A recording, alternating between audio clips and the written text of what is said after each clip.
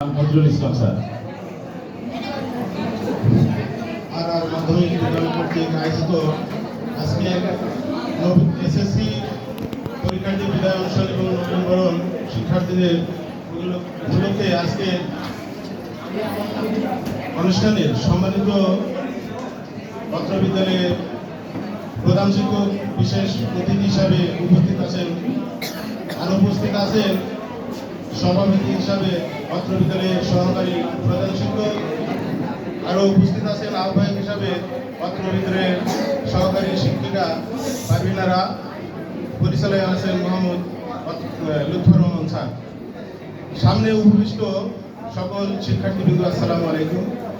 আসলে আজকে এমন একটা দিন, যে দিনটা নবীনদের জন্য একটু আনন্দের দিন এবং যারা বিদায় নিচ্ছে তাদের জন্য একটু দুঃখের দিন। কারণ আজকে নবীনরা যেমন হাস্যোজ্জ্বল মন নিয়ে এখানে উপস্থিত হয়েছে, তোমরাও ঠিক তেমনই 5টি বছর আগে কিন্তু এরকমই ছিলে। কিন্তু এই বিগত সময়গুলোতে তোমাদের ভিতরে অনেক ঘাত প্রতিকূলতার অবস্থায় কিন্তু তোমাদের কাটাতে হয়েছে এবং আমাদের সামনে তোমরা যে অবস্থানে ছিলে সেটা কিন্তু আমাদের সমস্ত শিক্ষকদের কাছেই কিন্তু সেটা স্পষ্ট হয়ে আছে। তো সেই জন্য আমরা চাই যে তোমরা বিগত দিনগুলোতে যে কাজগুলা করেছো সেগুলা ভুলে গিয়ে নতুনভাবে নিজেকে তৈরি করার জন্য, সফলতা অর্জনের জন্য চেষ্টা করো। আর তোমরা যে প্রতিষ্ঠানে লেখাপড়া করলে দীর্ঘ সময়, এই প্রতিষ্ঠানের সম্মান রক্ষার জন্য তোমরা অবশ্যই নিজেকে সংযত রাখবে। কারণ আমরা বিগত 5টি বছর তোমাদের অনেক উপদেশ দিয়েছি, অনেক শিক্ষা দেওয়ার চেষ্টা করেছি, তোমরা কেউ গ্রহণ করেছো, কেউ আনন্দে গা ভাসিয়ে গিয়েছো। কিন্তু শেষ বেলায় তোমাদের কাছে একটু কথা, যে তোমরা এমন কিছু আচরণ করো না যার কারণে আমাদের প্রতিষ্ঠানের এবং আমাদের সম্মানিত প্রধান শিক্ষক সাহেব এবং শিক্ষকদের তোমাদের এই কার্যকলাপের জন্য মুখ ম্লান হয়ে যায়। কারণ তোমরা হচ্ছে স্কুলের সম্মান রক্ষা করবে আর তোমাদের মাধ্যমেই কিন্তু সম্মান হারিয়ে যাবে। সেই জন্য তোমাদের আচরণগুলা পরীক্ষার ফলে হতে হবে খুবই সুন্দর মার্জিত। কারণ তোমরা পরীক্ষায় যে যতটুকু প্রস্তুতি নিয়েছো তার বেশি কিন্তু হবে না। যতই আমরা দোয়া করি, দোয়া করে যদি সব কিছু হতো তাহলে দোয়াতে সব পরিবর্তন হয়ে যেত।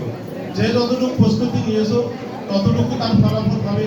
তবে একটা জিনিস তোমাদের এখনো পরিবর্তন করার সময় আছে, যে আচরণগুলো অন্তত রেজাল্ট যতটুকু হোক সেটা মেনে নিতে হবে। কিন্তু এমন কিছু আচরণ করো না যাতে অত্র প্রতিষ্ঠান এবং এলাকার দুর্নাম ঘুরে যায়। কারণ বিগত অনেক ঘটনায় আমাদের কানে আসে, আমাদের শিক্ষার্থীদের মাধ্যমে আমাদের স্কুলের নাম পর্যন্ত শিক্ষকরা বলে একটা অনেক রকম কথা বলেছে, কোন স্কুলের টিচার।